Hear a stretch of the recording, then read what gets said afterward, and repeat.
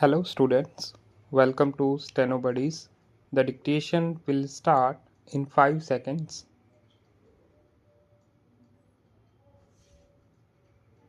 The next question that I would like to deal with is the paragraph in the President's address relating to the progress made in our economy, in our agricultural sector, in our industrial sector,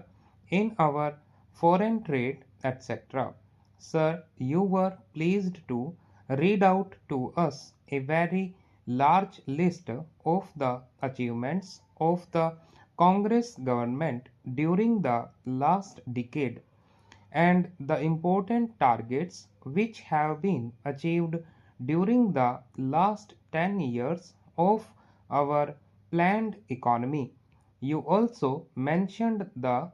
question of increase in food production, increase in the production of agricultural commodities, etc. Fortunately, sir, here we have in our midst the ex-deputy chairman of the Planning Commission, Shri V.T. Krishnamachari, who has addressed a number of meetings and seminars in New Delhi recently, drawing our attention to the weakness in our agricultural sector. If the press reports are correct, in one seminar he mentioned that even if all the targets of the third 5-year plan are achieved, still at the end of the third 5-year plan period, we may be facing a serious situation regarding the supply of agricultural commodities. He has also expressed the hope that we will be able to exceed the targets which have been fixed for the third 5-year plan. I do not know whether his expectation of exceeding the targets will be fulfilled or not, but it is quite clear that we have not been able to give sufficient attention to the development of agricultural sector. It has also been stated that development of the agricultural sector is one of the most difficult tasks which have been found difficult both by the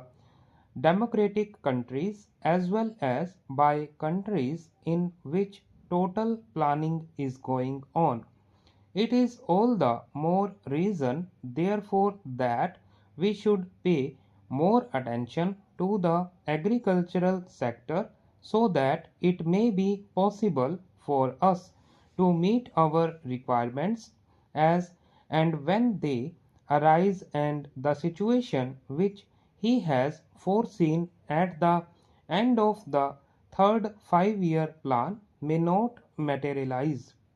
It is no use merely taking refuge behind some of the figures which have been complied and narrating the progress which has already been achieved. We are happy that some progress has been achieved, but we are anxious that more progress should be there, and for that purpose also certain definite steps will be taken. In this connection, I am also happy to hear what the Defense Minister said yesterday in one of his public meetings, namely that the Government of India is contemplating to create a setup in our villages wherein our panchayats will be functioning more or less on the lines of parliament.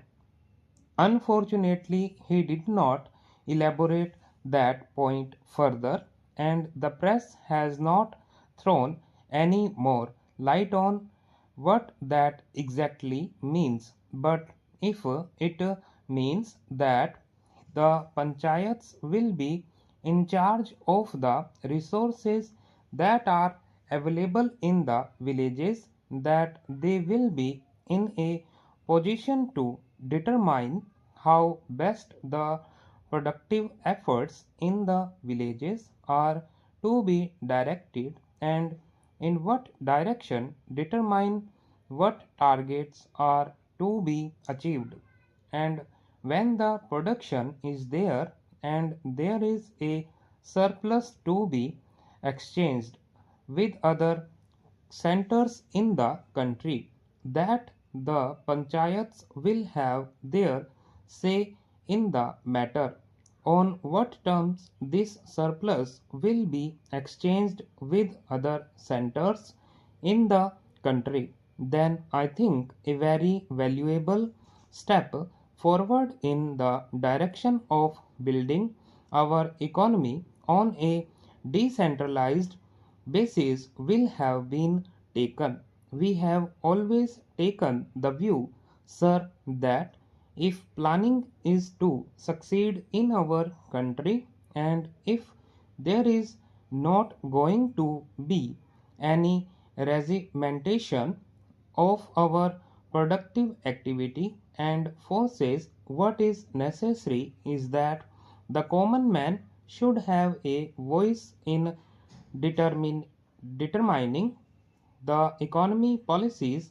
and in formulating the economic plans of development, and should have also his say in determining on what terms a village or a group or an industry should be working for the development of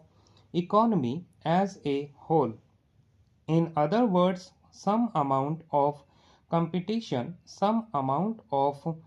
bargaining power is to be generated in the lowest strata of our society and in the lowest rung of our economy, so that with the help of that bargaining power, under the overall influence and policy of the Planning Commission, it may be possible for us to develop our economy in a manner which satisfies both the interests and the requirements of the nation, as well as the aspirations of the people, when people feel that they also have their say in the formulation of policies and programs, and that such policies and programs are not something which is dictated from New Delhi, but are those which have been worked out by their own efforts, and as a result of their own deliberations. To that extent, these plans are a part of their efforts in the development of their regions, of their own crafts, their own industries, and their own skills.